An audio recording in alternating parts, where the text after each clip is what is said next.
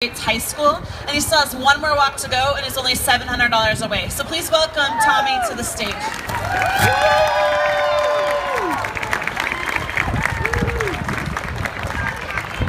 Good job, Tommy.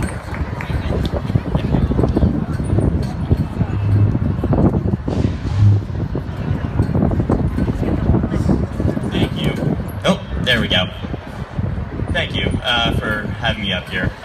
So autism doesn't just affect those of us on the spectrum, it affects everybody around us.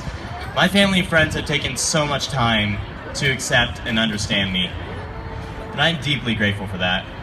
No one else has done that better than my mom, though. She's been through me through thick and thin. She was the first one to notice that I was a bit atypical. It was very astute of her because I was her first child. And so I didn't start speaking when I was expected to, and it was actually her who took me to Child Find and Resource Exchange, and they noticed that I may have had an impediment with speech. And that's where I was able to get help from organizations, and I really have my mom to thank for that.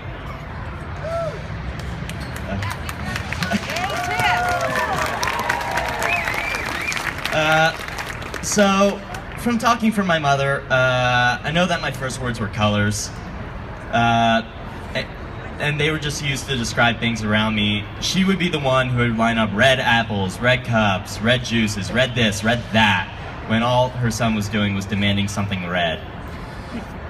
My mom was the one who took me to Kennedy Krieger for a diagnosis when the schools that I attended back when I lived in Maryland refused to give me accommodations that I so dearly needed, even though I was still hiding under desks at the age of 7. My mother worked with me every day.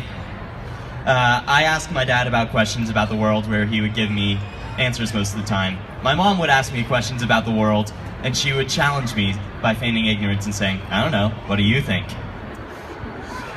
So when she took me to see my first psychiatrist, he asked me if I could have any 3 wishes granted, what they would be.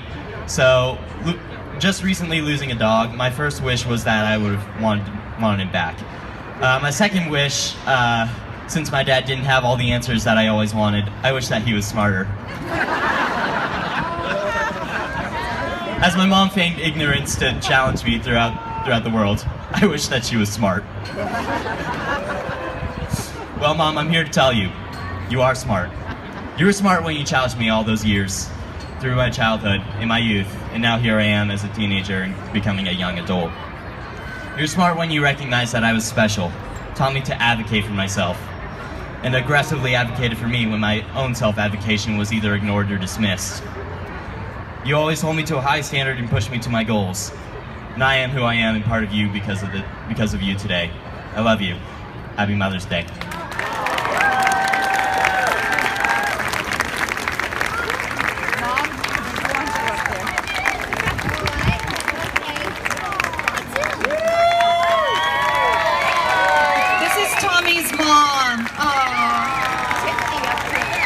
That's what this is all about. The best Mother's Day present ever. Thank goodness I didn't wear my fake eyelashes, Tommy. You have me crying and they would have just melted right off, sweetheart. Let me give you both a hug. You deserve it. That's what this is about. You're making a difference. Making it for yourself. Nicely done in helping others. Big round of applause for Tommy Upchurch.